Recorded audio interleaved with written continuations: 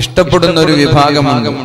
അഥവാ അള്ളാഹുവിന് ഒരാളോട് ഇഷ്ടം തോന്നിയാൽ അള്ളാഹു ആകാശ ലോകങ്ങളിലുള്ള മലക്കുകളോട് പറയും, ഇന്നാലിന്ന ഒരാൾ എനിക്ക് ഇഷ്ടമാണെന്ന്, ഇന്നാലിന്ന നാട്ടിലെ ഇന്നാലിന്ന വ്യക്തിയെ എനിക്ക് ഇഷ്ടമാണെന്ന്, അതുകൊണ്ട് നിങ്ങളും അയാളെ ഇഷ്ടപ്പെടണമെന്ന് അള്ളാഹു മലക്കുകളോട് പറയും. അപ്പൊ മഹാനായ ജിബ്രീൽ അലൈഹിസ്സലാം ആകാശ ലോകങ്ങളിലുള്ള സർവ്വ മലക്കുകളെയും വിളിക്കും, യാ മലായികതി, എന്റെ മലക്കുകളെ, ഇന്നാലിന്ന മനുഷ്യനെ അള്ളാഹുവിന് വലിയ ഇഷ്ടമാണ്, അതുകൊണ്ട് നിങ്ങൾ ഇഷ്ടപ്പെടണം. അവരിഷ്ടപ്പെടും. ആകാശങ്ങളിലുള്ള മലക്കുകളും അള്ളാഹുവും അവിടെയുള്ള ആത്മാക്കളും ഇന്നാലിന്ന വ്യക്തിയെ ഇഷ്ടപ്പെടാൻ തുടങ്ങിയാൽ അവർക്ക് ദുനിയാവിൽ ഭൂമിയിൽ അവരുടെ അംഗീകാരം വർദ്ധിക്കും. ജനങ്ങൾ അവരെ സ്നേഹിക്കാൻ തുടങ്ങും, ജനങ്ങൾ അവരെ ആദരിക്കാൻ തുടങ്ങും, ജനങ്ങൾ അവരെ ഇഷ്ടപ്പെടാൻ തുടങ്ങും, ജനങ്ങൾ അവർക്ക് പരിഗണന നൽകാൻ തുടങ്ങും. അതല്ലാതെ സ്ഥാനമാനങ്ങൾക്കും പരിഗണനകൾക്കും അതുപോലെ പ്രശസ്തിക്കും വേണ്ടി നമ്മൾ എത്ര അധ്വാനിച്ചാലും അതൊക്കെ നഷ്ടത്തിലായിരിക്കും, ദുനിയാവിലെയും ആഖിറത്തിലെയും നഷ്ടത്തിലായിരിക്കുമെന്നും നമ്മുടെ മുമ്പിൽ വെച്ച് ഒരുപക്ഷെ അവർ നമ്മെ പുകഴ്ത്തി സംസാരിച്ചേക്കാം, നമ്മുടെ മുമ്പിൽ വെച്ച് നമ്മെ കുറിച്ച് നല്ലത് പറഞ്ഞേക്കാം, നമ്മുടെ അഭാവത്തിൽ അവർ നമ്മെ ചീത്ത പറയുകയേ ചെയ്യുള്ളൂ. പലപ്പോഴും പല ആളുകൾ വേദിയിലിരുത്തി നന്നായി പുകഴ്ത്തും. പ്രഭാഷണത്തിന് വേണ്ടി ഇന്നാലിന്നൊരു പ്രഭാഷകൻ വന്നാൽ 5 മിനിറ്റും 10 മിനിറ്റും ഒക്കെ പ്രഭാഷകനെ ആകാശം മുട്ട പുകഴ്ത്തും. ആര്? സംഘാടകരിൽപ്പെട്ട വളരെ കഴിവുള്ള ഒരു സംഘാടകൻ മൈക്ക് ഉപയോഗിച്ച് ആകാശം മുട്ട, മാനം മുട്ട പുകഴ്ത്തും. എന്നാൽ പ്രഭാഷണം കഴിഞ്ഞ് തിരിച്ചുപോയാൽ അദ്ദേഹമായിരിക്കും ആദ്യം പ്രഭാഷകനെ ചീത്ത പറയാ, അദ്ദേഹമായിരിക്കും ആദ്യം പ്രഭാഷകനെ കുറ്റം പറയാ. ഇതാണ് നമ്മുടെ നാട്ടിലുള്ള സാഹചര്യങ്ങൾ.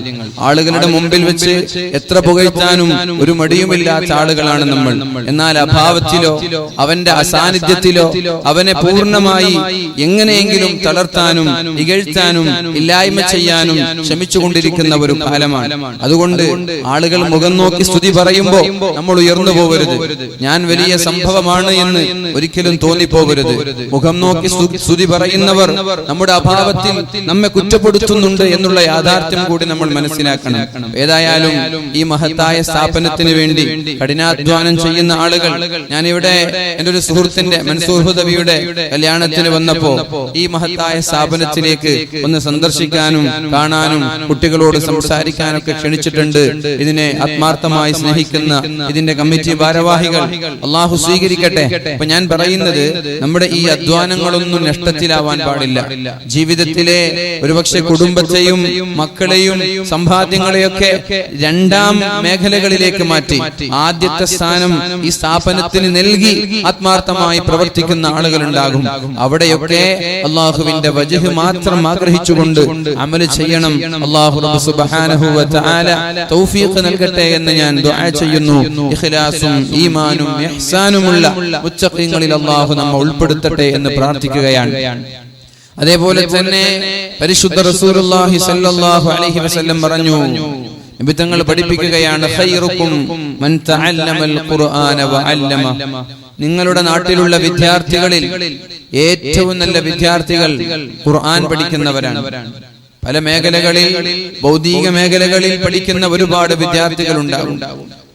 കൊമേഴ്സ് പഠിക്കുന്നവർ, സയൻസ് പഠിക്കുന്നവർ, ബയോളജി പഠിക്കുന്നവർ, കെമിസ്ട്രി പഠിക്കുന്നവർ, ബിഫാം പഠിക്കുന്നവർ, ബിസിനസ് പഠിക്കുന്നവർ, ലോ പഠിക്കുന്നവർ, അതേപോലെ ഭാഷ പഠിക്കുന്നവർ, ഇങ്ങനെ പല മേഖലകളിലും പഠിച്ചുകൊണ്ടിരിക്കുന്ന ആളുകൾ നമ്മുടെ നാട്ടിലുണ്ടാകും. ഖുർആൻ പഠിക്കുന്നവരുണ്ട്, ഫിഖ്ഹ് പഠിക്കുന്നവരുണ്ട്, അതേപോലെ ഹദീസ് പഠിക്കുന്നവരുണ്ട്. ഈ പഠിതാക്കളിൽ, ഈ വിദ്യാർത്ഥികളിൽ ഏറ്റവും നല്ല വിദ്യാർത്ഥികൾ ഖുർആൻ പഠിക്കുന്നവരാണ് എന്ന് പരിശുദ്ധ റസൂലുള്ളാഹി സ്വല്ലല്ലാഹു അലൈഹി വസല്ലം. ലോകത്തെ വിദ്യാർത്ഥികളിൽ ഏറ്റവും നല്ല വിദ്യാർത്ഥി ഖുർആൻ പഠിക്കുന്നവരാണ്. ലോകത്തെ അധ്യാപകന്മാർ, എല്ലാ മേഖലകളിലും അധ്യാപകന്മാരുണ്ട്. ആ അധ്യാപകന്മാരിൽ ഏറ്റവും നല്ല അധ്യാപകൻ ഖുർആൻ പഠിപ്പിക്കുന്നവരാണ്. ഖുർആൻ പഠിപ്പിക്കുന്ന അധ്യാപകരാണ് ഏറ്റവും നല്ല അധ്യാപകർ. അങ്ങനെ വരുമ്പോ ഏറ്റവും നല്ല സ്ഥാപനം, ഏറ്റവും നല്ല ബിൽഡിംഗ് ഏതാണെന്ന് ചോദിച്ചാൽ ഖുർആൻ പഠിക്കുകയും പഠിപ്പിക്കുകയും ചെയ്യുന്ന സ്ഥാപനങ്ങളാണ്. അങ്ങനെ വരുമ്പോ നമ്മുടെ സ്വതക്കകളിൽ ഏറ്റവും നല്ല സ്വതക്ക ഏതാണെന്ന് ചോദിച്ചാൽ ഖുർആൻ പഠിക്കുന്നവർക്ക് നമ്മൾ ചെയ്യുന്ന സംഭാവനകളാണ്. അവർക്ക് ഭക്ഷണം നൽകാൻ വേണ്ടി നമ്മൾ ചെലവഴിക്കുന്നത്, അവിടുത്തെ ഉസ്താദുമാർക്ക് സാലറി നൽകാൻ വേണ്ടി നമ്മൾ ചെലവഴിക്കുന്നത്, ഇതൊക്കെയാണ് നമ്മുടെ ജീവിതത്തിലെ ഏറ്റവും നല്ല സംഭാവനകളായി മാറുന്നത്. അപ്പൊ സ്ഥാപനത്തെ നമ്മൾ ആത്മാർത്ഥമായി സ്നേഹിക്കണം, വിദ്യാർത്ഥികൾ ആത്മാർത്ഥമായി സ്നേഹിക്കണം, അധ്യാപകർ ആത്മാർത്ഥമായി സ്നേഹിക്കണം. കാരണം ഖുർആൻ അല്ലാഹു ഇറക്കിയത് ഏറ്റവും നല്ല ഒരു വസ്തുവായിട്ടാണ്. അള്ളാഹുവിന് അങ്ങനെയാണ്. ഏറ്റവും നല്ലതിന് അള്ളാഹുവിന് ഇഷ്ടമാണ്. ഒരുപാട് ചെയ്യലല്ല, ചെയ്യുന്നത് നന്നായി ചെയ്യലാണ് അള്ളാഹുവിന് ഇഷ്ടം. ഒരുപാട് ചെയ്യുന്നവരുണ്ടാകും, പക്ഷെ കുറച്ചേ ചെയ്യൂ, അത് ഭംഗിയായി ചെയ്യും.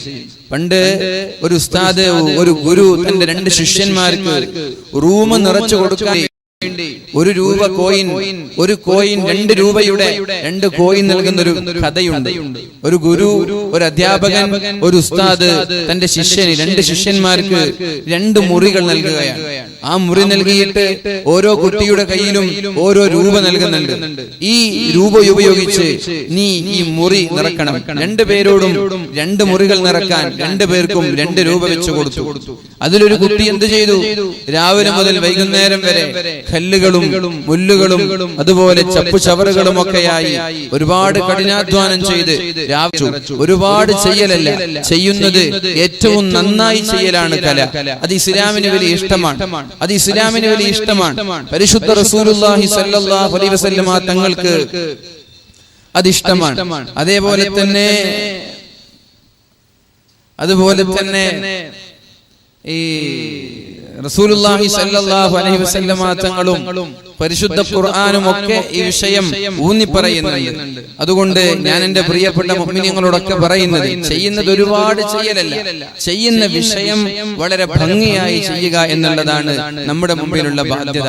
നമ്മുടെ മഹത്തായ സ്ഥാപനം ഹിഫ്ദ് കോളേജ് ഒന്നല്ല, ഓരോ മഹല്ലുകളിലും ഹിഫ്ദ് കോളേജ് ഉണ്ട്. ഞാൻ ഇന്നലെ പെർലയിലെ ഒരു ഹിഫ്ദ് കോളേജ് ഉദ്ഘാടനത്തിന് ഇതേപോലെ പ്രഭാഷണം നടത്തുകയുണ്ടായി. അങ്ങനെ കാസർഗോഡ് ജില്ലയിൽ എണ്ണിയാൽ ഓരോ 5 കിലോമീറ്ററുകൾക്കിടയിലും ഓരോ ഹിഫ്ദ് സ്ഥാപനങ്ങളുണ്ട്. ഞാൻ ഹിഫ്ദ് സ്ഥാപനങ്ങളെ നിരുത്സാഹപ്പെടുത്തുന്ന ഒരാളാണ്. അത്തരം സ്ഥാപനങ്ങൾ ഇനി തുടങ്ങരുത് എന്ന് പറയുന്ന ആളാണ്. പക്ഷേ ഞാൻ നിങ്ങളോട് പറയാണ്, നമ്മുടെ ഹിഫ്ദ് സ്ഥാപനം വെറും ഒരു ഹാഫിലിങ്ങളാക്കി ഇറക്കുന്നതിന് പകരം ഏറ്റവും നല്ല പ്രൊഡക്റ്റിനെ പുറത്തിറക്കാൻ നമ്മൾക്ക് കഴിയണം. നിങ്ങളൊന്ന് മാറി ചിന്തിക്കണം. നിങ്ങൾ മാറി ചിന്തിക്കുകയും ഈ മഹത്തായ സ്ഥാപനത്തിലെ നമ്മുടെ വിദ്യാർത്ഥികൾ പരിശുദ്ധമായ ഖുർആനിൽ നല്ല അവഗാഹമുള്ളവരായി, അതുപോലെ തന്നെ ഒരു മിനിമം ഇംഗ്ലീഷ് ഭാഷയെങ്കിലും വളരെ ഭംഗിയായി കൈകാര്യം ചെയ്യുന്നവരായി, അതേപോലെ ഖുർആനിന്റെ അർത്ഥം അറിയുന്ന ഒരു ഹാഫിലിങ്ങളാക്കിയെങ്കിലും ഒരു 3 വർഷം കൊണ്ട് നിങ്ങൾ ഇറക്കാൻ ശ്രമിക്കണം. വെറും ഒരു ഹാഫിലാക്കി നിങ്ങൾ ഇറക്കരുത്. ഞാൻ നിങ്ങളോട് പറയാം, 3 വർഷം നമ്മുടെ മുമ്പിലുണ്ട്, അല്ലെ? 3 വർഷത്തെ കോഴ്സ് അല്ലേ? 3 വർഷം നമ്മുടെ മുമ്പിലുണ്ട്. ഈ 3 വർഷത്തെ കാലയളവിൽ ഇംഗ്ലീഷ് ഭാഷ നന്നായി കൈകാര്യം ചെയ്യുന്ന കുട്ടികളാക്കണം. അതേപോലെ ഖുർആനിന്റെ മുഴുവനും അർത്ഥമറിയുന്ന ഹാഫിലിങ്ങളാക്കി ഇറക്കണം. പിന്നെ വലിയ വലിയ കിതാബുകൾക്ക് സമയമില്ല, അത് പിന്നെ മറ്റുള്ള സ്ഥാപനങ്ങളിൽ പോയി പഠിക്കും. അപ്പൊ എല്ലാ സ്ഥാപനങ്ങളും ഒരുപോലെ ഹാഫിലിങ്ങൾ ഇറക്കി ഒരു 3 വർഷം കൊണ്ട് ഹാഫിലിങ്ങൾ പുറത്തിറങ്ങി. ആ ഹാഫിലിങ്ങളെ കൊണ്ട് സമുദായത്തിന് ഒരു നേട്ടം ഉണ്ടാവില്ല. ഞാൻ പോകുന്ന വിഷയം വളരെ ഗൗരവത്തോടെ നിങ്ങൾ എടുക്കണം. ഞാൻ ഒരിക്കലും ഹിഫ്ദിനെ നിരുത്സാഹപ്പെടുത്തല്ല. വെറും ഹിഫ്ദ് മാത്രം പഠിച്ച് പുറത്തിറങ്ങി മറ്റുള്ള മേഖലകളിലേക്ക് പഠിക്കാൻ പോവാതെ പിന്നെ ഇങ്ങനെ സ്കൂളിലൊക്കെ പോയി കളിച്ച് +1 +2 കഴിഞ്ഞു ചങ്ങാതിമാരുമായി അടിച്ചു പൊളിച്ച് ഇത്തരം ഹാഫിദുകളെ കൊണ്ട് സമുദായത്തിന് എന്ത് നേട്ടമാണ്? അവർ സ്വാഭാവികമായി മറന്നു പോകുമെന്നാണ്. ഈ ഖുർആൻ മറന്നു പോവുക എന്ന് പറഞ്ഞാൽ വെറുതെ ഒരാൾ മറക്കൂല എന്നാണ്. ഖുർആൻ മറക്കുക എന്ന് പറയില്ലേ? ഖുർആൻ മറന്നാൽ ശിക്ഷയുണ്ട് എന്നൊക്കെ നമ്മൾ പറയില്ലേ? ഖുർആൻ വെറുതെ മറക്കൂല. ഖുർആൻ മറക്കുന്നത് ഖുർആൻ പഠിച്ചവർ തെറ്റിലേക്ക് നീങ്ങുമ്പോഴാണ്. ഖുർആൻ പഠിച്ചവർ തെറ്റിലേക്ക് നീങ്ങിയാൽ, തിന്മയിലേക്ക് നീങ്ങിയാൽ അത് അവർക്ക് മറന്നുപോകും. അതൊരു മുസീബത്താണ്, അതവർ മറന്നുപോകും. നേരെ മറിച്ച് ഖുർആൻ പഠിച്ചവർ ഖുർആൻ പഠിച്ചതുപോലെ ജീവിച്ചാൽ അവർക്കത് മറക്കൂല എന്നാണ്. പിന്നെ അവർക്ക് മറക്കണമെങ്കിൽ അവരുടെ പ്രായാധിക്യം കൊണ്ട് മറക്കണം. അത്തരം മറവിക്ക് അല്ലാഹു ശിക്ഷ നൽകുകയുമില്ല. മനസ്സിലാക്കണം. നിങ്ങളോടില്ലേ ഖുർആൻ, പരിശുദ്ധ ഖുർആൻ ആർക്കും അങ്ങനെ മറക്കൂല. പഠിച്ച ഒരാൾക്ക് ഖുർആൻ മറക്കൂല. കാരണം ഖുർആൻ മറക്കണമെങ്കിൽ ചില വൈകല്യങ്ങൾ ഉണ്ടാവണം. വൈകല്യം ഒന്ന് വാർദ്ധക്യമാണ്. വാർദ്ധക്യത്തിന് മറന്നതിന്റെ പേരിൽ അള്ളാഹു നാളെ ശിക്ഷിക്കൂല. അല്ലെങ്കിൽ വേറെന്തെങ്കിലും അസുഖങ്ങൾ ഉണ്ടാകണം, അങ്ങനെ മറന്നുപോയാലും ശിക്ഷിക്കൂല. പിന്നെ ഖുർആൻ മറക്കുന്നത് ഒരാൾ തെറ്റുകാരനായി മാറുമ്പോഴാണ്. തെറ്റു ചെയ്താൽ ഖുർആൻ മറക്കും. തെറ്റിന്റെ ആളുകളായി മാറിയാൽ ഖുർആൻ മറക്കും. അള്ളാഹു മറപ്പിച്ചു കളയും. അള്ളാഹു മറപ്പിച്ചു കളയും. മഹാന്മാരായ സ്വഹാബാക്കളുടെ കാലത്ത്, ഉമർ ഇബ്നുൽ ഖത്താബ് റളിയല്ലാഹു അൻഹുവിന്റെ കാലത്ത് മഹാന്മാരായ സ്വഹാബാക്കൾ യുദ്ധത്തിന് വേണ്ടി പുറത്തിറങ്ങിയതാണ്. അങ്ങനെ യാത്ര ചെയ്തുകൊണ്ടിരിക്കെ ഒരു ചെറുപ്പക്കാരനെ കണ്ടു. എവിടെ? ഒരു വീടിന്റെ കോലായിൽ ഒരു ചെറുപ്പക്കാരനെ കണ്ടു. ഈ ചെറുപ്പക്കാരൻ മുസ്ലിമായിരുന്നു, ഹാഫിലായിരുന്നു. പണ്ട് അൽ ബഖറയും ആലു ഇമ്രാനും പഠിച്ചാൽ അവരെ ഹാഫിൽ എന്നാ വിളിക്കുക. അൽ ബഖറയും ആലു ഇമ്രാനും പഠിച്ചാൽ അവരെ ഹാഫിൽ എന്നാ വിളിക്കുക. അപ്പൊ അൽ ബഖറയും ആലു ഇമ്രാനും മനപ്പാഠമുണ്ടായിരുന്ന ഒരു മുസ്ലിം ചെറുപ്പക്കാരൻ എന്ത് ചെയ്തു? ഒരു യുദ്ധത്തിന് പോയപ്പോ ശത്രുപക്ഷത്തു നിന്നുള്ള ഒരു സുന്ദരിയായ പെണ്ണിനെ കാണാനിടയായി. ശ്രദ്ധിക്കണം, സൂറത്തുൽ ബഖറയും ആലു ഇമ്രാനും മനപ്പാഠമാക്കിയ ഒരു സ്വഹാബിയാണ്. യുദ്ധത്തിന് പോയപ്പോ സുന്ദരിയായ ഒരു പെണ്ണിനെ കാണാനിടയായി. ശത്രുപക്ഷത്ത് ക്രിസ്ത്യാനിയായ ഒരു പെണ്ണ്, നസ്രാനിയായ പെണ്ണാണ്. ആ പെണ്ണിനോട് മനസ്സിന് എന്തെന്നില്ലാത്ത പ്രേമം തോന്നി, സ്നേഹം തോന്നി. ആ പെണ്ണിനെ വിവാഹം കഴിക്കണമെന്ന് അയാൾക്ക് അദ്ദേഹത്തിന് വല്ലാതെ താല്പര്യമുണ്ടായി. അങ്ങനെ പെണ്ണിന്റെ പിന്നാലെ പോയി. ഇവിടെ യുദ്ധം നടക്കുമ്പോ ഇദ്ദേഹം പെണ്ണിന്റെ പിന്നാലെ പോയി. അങ്ങനെ പെണ്ണിനോട് പ്രപ്പോസൽ നടത്തി, എന്നെ കല്യാണം കഴിക്കുമോ എന്ന് ചോദിച്ചു. പെണ്ണ് പറഞ്ഞു, നീ കുരിശ് ധരിച്ചാൽ ഞാൻ നിന്നെ വിവാഹം കഴിക്കാം. കുരിശ് ധരിക്കണം, ഇസ്ലാമിൽ നിന്ന് പുറത്തു പോകണം, ക്രിസ്ത്യാനിയാവണം, എങ്കിൽ ഞാൻ വിവാഹം കഴിക്കാമെന്ന് പറഞ്ഞു. അദ്ദേഹം പെണ്ണ് പറഞ്ഞത് കേൾക്കുകയും തന്റെ മുസ്ലിം എന്ന് പറയുന്ന ഐഡന്റിറ്റി എടുത്തു മാറ്റി ക്രൈസ്തവ മതത്തിലേക്ക് ചേക്കേറുകയും ചെയ്തു.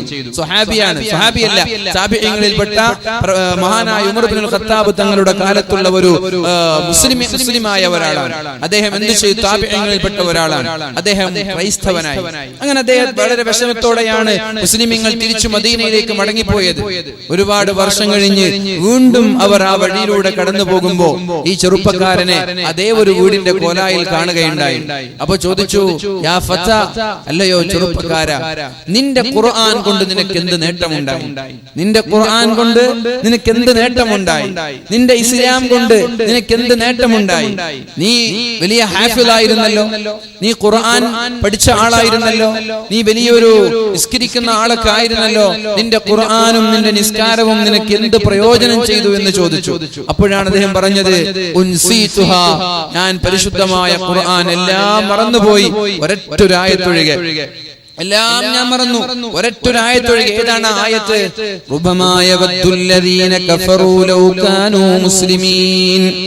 സത്യനിഷേധികളായ ആളുകൾ ഞാൻ മുസ്ലിമായിരുന്നുവെങ്കിൽ എത്ര നന്നായിരുന്നു എന്ന് കൊതിച്ചു പോകുന്ന ഒരായത്ത്.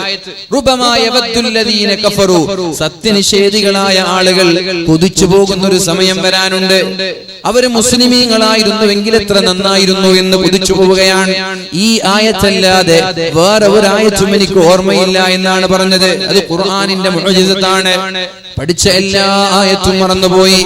ആകെ മറക്കാതെ ബാക്കിയുള്ള ആയത്ത് നാളെ മഹ്ശറയിലെത്തിയാൽ ഞാൻ സത്യനിഷേധിയായതിന്റെ പേരിൽ ഖേദിക്കേണ്ടി വരുമെന്നർത്ഥമുള്ള ആയത്തായിരുന്നു അദ്ദേഹത്തിന് മറക്കാതെ ബാക്കിയായത്. ഇപ്പൊ ഞാൻ പറഞ്ഞു വരുന്നത്, ഒരാളുടെയും പരിശുദ്ധമായ ഖുർആൻ വെറുതെ അങ്ങ് മറന്നു പോകൂല. ഹാഫിളീങ്ങളായി പുറത്തിറങ്ങിയാൽ ഖുർആൻ വെറുതെ അങ്ങ് മറന്നു പോകൂല.